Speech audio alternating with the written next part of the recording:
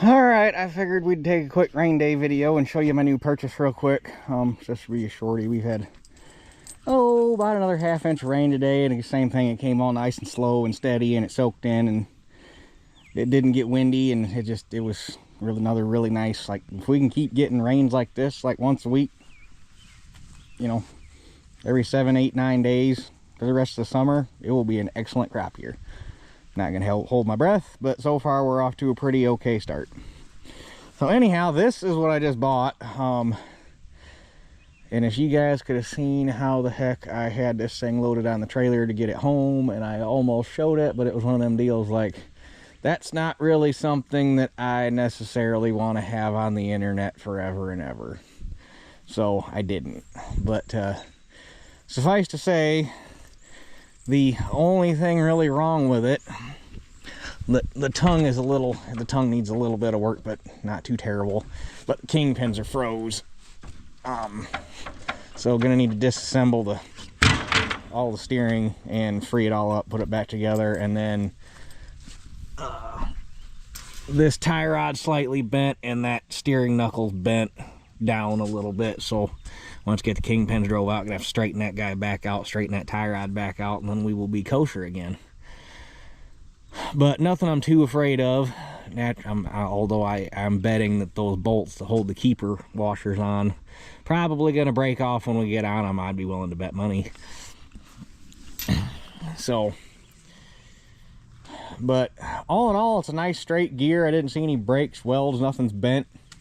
But it's a New Holland 253, if I remember correctly. It's got the tag right back here.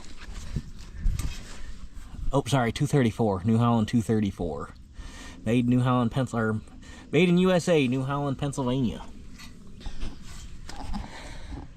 I do like that like 60s, 70s, 80s New Holland stuff. That was all peak New Holland. And we gotta keep the New Holland running gear theme because our barge box has a New Holland running gear in it, although that one's probably late 50s, early 60s. It's still got the block letter. I guess this is technically block letter. Whatever the fancy scripts New Holland, probably late 50s. Yeah, it could be early 60s. But anyhow, it's a nice New Holland gear. I'm guessing it's a 6-ton. I'll have to see if I can find any literature on it. 6-bolt wheels. This one's a mismatch. The original ones are all 10-inch rims, so it's got 9.5 15s on it right now. 10-inch rims. It should be an 11L. And as tight as those things are stretched on them rims, it's probably what I'm going to be putting back on it.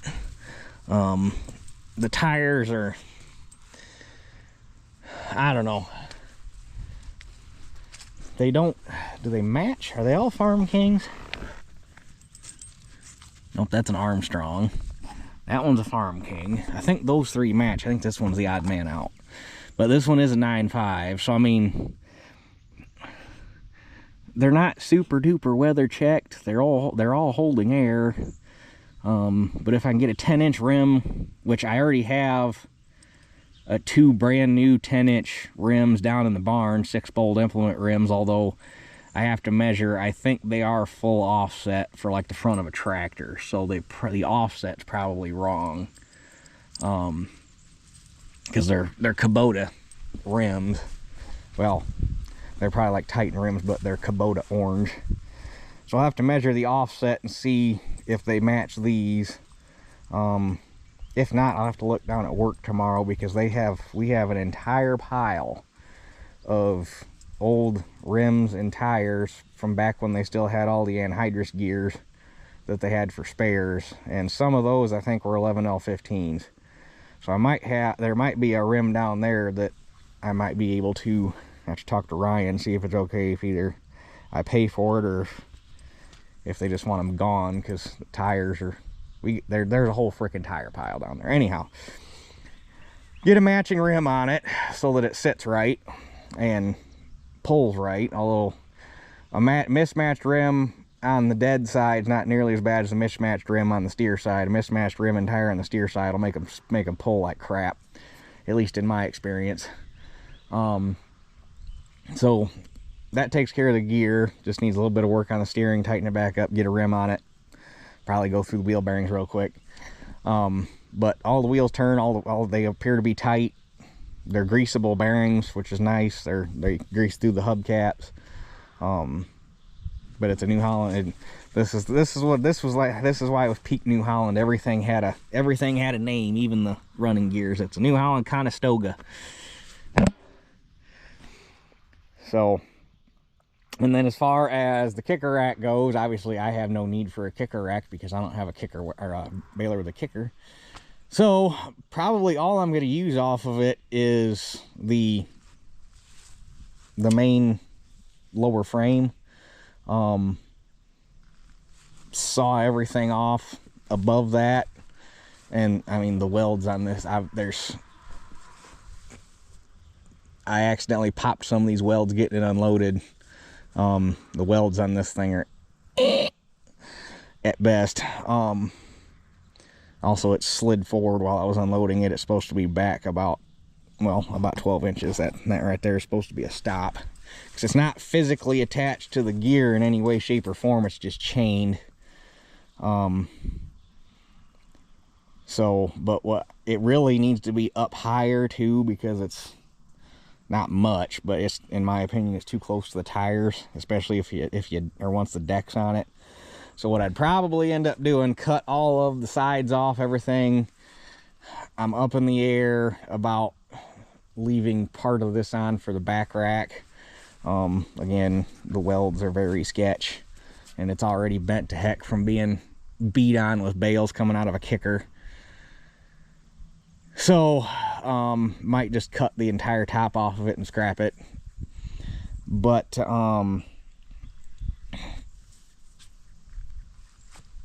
probably weld some tabs to the bottom of the stringer pipes, so I can get like a 4x4, maybe a 4x6 underneath them, and lag them to that, and then bolt the attach the 4x6s to the stakes. Probably put a bolt back here, and then chain the other front corner. Actually, did I even chain this one? I think this has only got one bolt in it.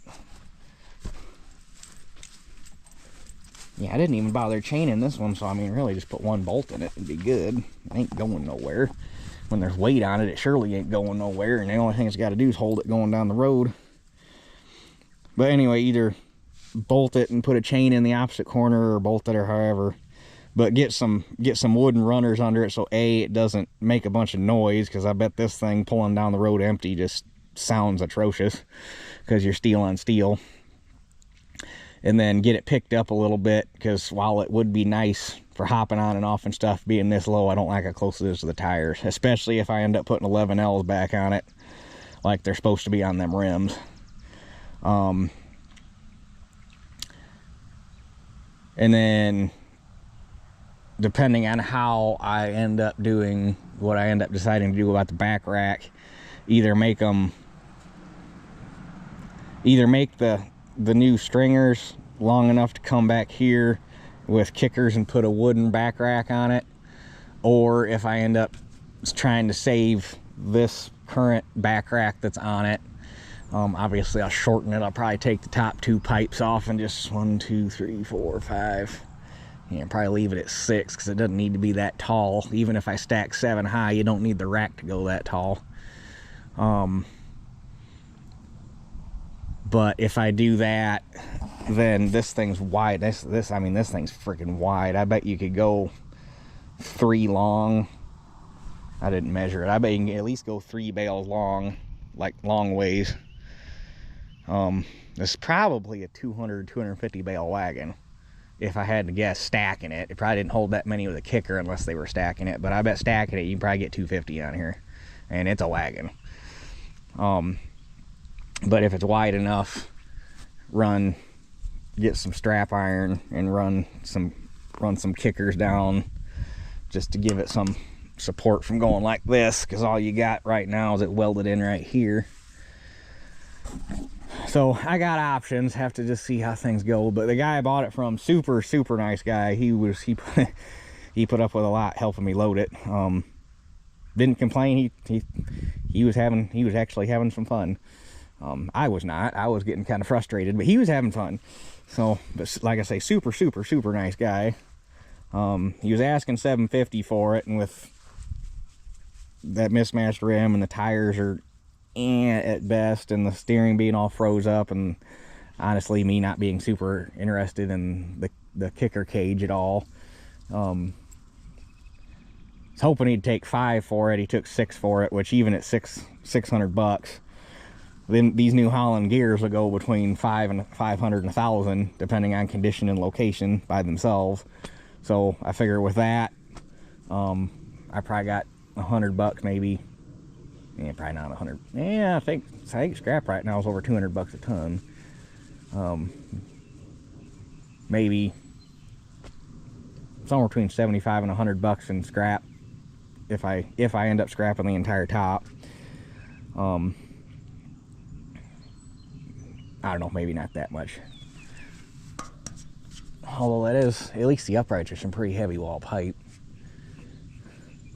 It'd almost be worth saving, except there'd be so much freaking cutting and grinding to get everything apart and get it to usable again. It's just, sometimes it's just not worth it unless you really needed it right now. So yeah, that's the new purchase. Figured I'd make a good quick rain day video while we're waiting for it to dry back up, but I think I can probably spread fertilizer tomorrow down in the muck, I would think. Probably go down and check it first before I get the spreader loaded up. Going down and checking it today ain't going to tell me a whole lot, but going on and check it tomorrow after work, and if I can, come back, grab the spreader, go back down, load it up, come back up, spread. But anyhow, that's the new purchase.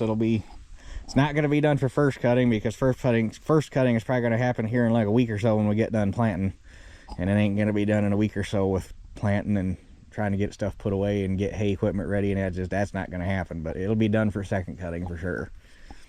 So, but with that being said, that's it for this one, and we'll catch you guys on the next one. Never thought you'd probably watch a 12-minute video on a gear, did you? If anybody watches the whole 12 minutes. Right, Teeter? You're all wet.